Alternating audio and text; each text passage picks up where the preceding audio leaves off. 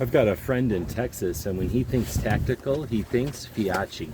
So let's take a look at this Feyachi Airsoft tactical vest. They call this one their magnetic because it has this cool switch.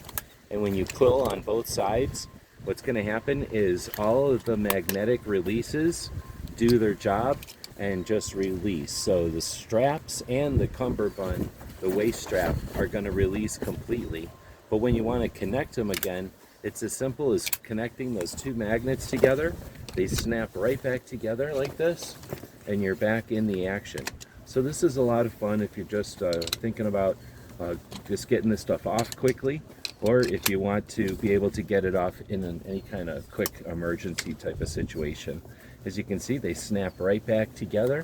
You've got everything you're going to need. Some magazine holders up front with pouches in the front along the side plate carriers.